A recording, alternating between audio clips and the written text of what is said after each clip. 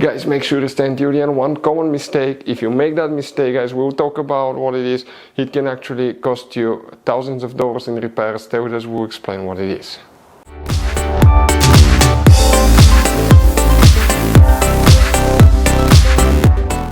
Hey guys, welcome back to How to Repair. Guys, thank you guys for watching and subscribing to the channel. Today will be super helpful video to any of you having a BMW 5 Series generation F10 F11 from year 2010 to year 2017. If you guys have a problem where the car cranks but does not start, stay with us, we'll explain what can easily cause that, what you need to check, where you can guys buy cheap parts, tools, fuses, relays at a good price, quick shipping, that way you do not waste money and time, why it's always a good idea to test fuses and relays. All that will be covered absolutely free for your convenience. Make sure to stay until the end.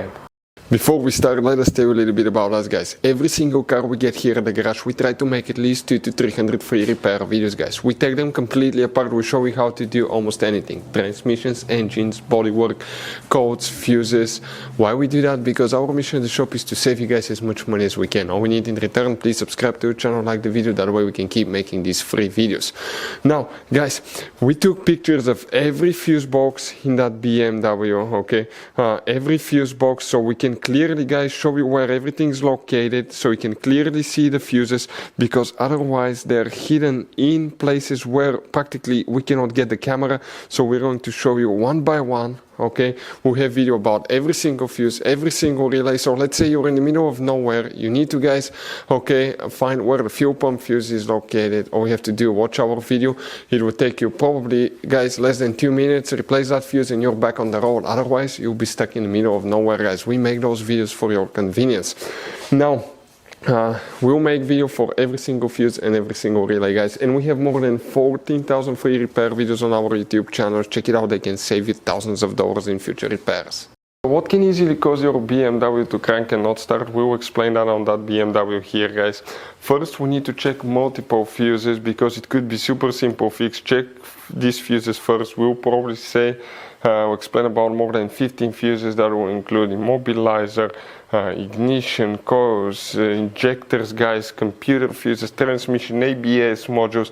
All these things can cause the car not to start. So you have many hidden fuse boxes in this car. If you have one of those, please check out the video on our YouTube channel about fuse box location BMW F10 F11, guys. So now we need to open the passenger door, and here, once you open the door, you need to open the glove box. On the very back, on the right side, you have a cover. Remove that cover, and underneath you will find a fuse box with a layout like this one. Before we continue, let's explain quickly why it's always a good idea to test fuses and relays.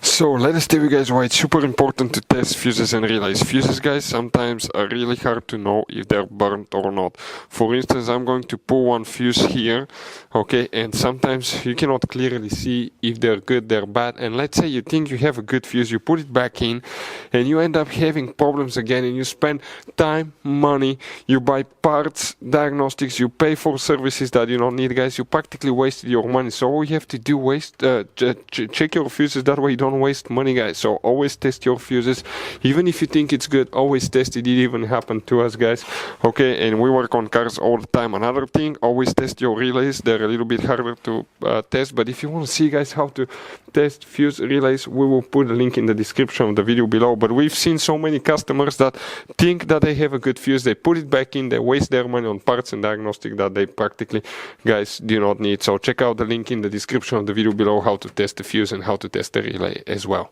So guys, if you want to buy fuses, relays, parts, tools at a really good price, quick shipping as well, guys, we're going to put a link in the description of the video below, guys. Make sure you get some for peace of mind, and you can put some spare ones in the glove box. So first we need to check some fuses, because it could be super simple fix. Then we will explain what else we need to do. Coming in that row here, you need to check now fuse 1, 2, 3. That third fuse here will need to be checked, guys. After that, you will need to check, guys, fuse number 5, which is right next to it. Fuse number 8, right here. You need to check fuse number 2 as well. Okay, fuse number 2. Next, you will, guys, need to check fuse number 63 and 64. It's these fuses underneath. So we're talking about this fuse here, 63 and 64. Check those, guys. After that, you need to come in that row on top here, okay, and we need to check that's 36, 7, 8, 9, 40. Fuse number 40 is very important fuse, guys, right there. you will need to check. You need to also consider checking fuse number 10. Okay, so that's fuse number 10, 13, check those. 20, we'll need to check fuse number 4. 26 we will need to check as well. That will be 23, 4, 5, 6. It will be right under the cable right here. Check that fuse, guys. We'll need to check fuse number 29, that last one here. 33, 35, right there. All these fuses, guys, will need to be checked. In addition, we need to check fuse number 22, that big fuse, very important fuse. Fuse number 38, so that will be this fuse here, that 40 amp fuse. And we need to also check fuse number 42, that one here. Fuse number after that will be 56, guys. So 56 will be in that row. It will be the very top fuse here. Then you need to come to the trunk, open the trunk, and on the right side you have that cover, just pull it, you have another fuse box. Here specifically we'll need to check fuse number 107, which is that first fuse right here. Check that one. Next we will need to check fuse number 169, and that will be the 169 right here. After that, check fuse number 184, it's that fuse right here. Fuel pump fuse, by the way, very important fuse. Then you need to check fuse 135, which will be that fuse here. We need to check fuse number 139, and that will be this fuse right there. Next, check fuse number 100, and some of you will have it, some not, but you may have fuse number 103, so that will be 101, 2, 3, you may have a fuse here. Check fuse number 136. 136 is this one here, and then lastly you need to, guys, check fuse number 186, which will be, okay, this fuse here. Now you think you're done, but you have a hidden fuse box that most people don't even know it exists. It's under the hood. Open the hood, remove that cover here. You will see some wires. This is a top view. And here, that's integrated supply module, guys. Okay, that's a closer view right here. Now, if something goes wrong with that thing, most people assume you have to replace it, and that's what BMW tells you. But actually, we'll be making a video how to open it. Inside, you have hidden fuses that are for engine management, starter, and all that stuff. Those are some of the most important fuses in the car right here, guys. If one of those goes bad, your car may not start as well.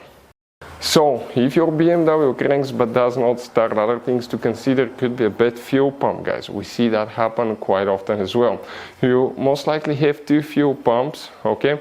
One in the fuel tank, low pressure, one on the engine, the high pressure fuel pump.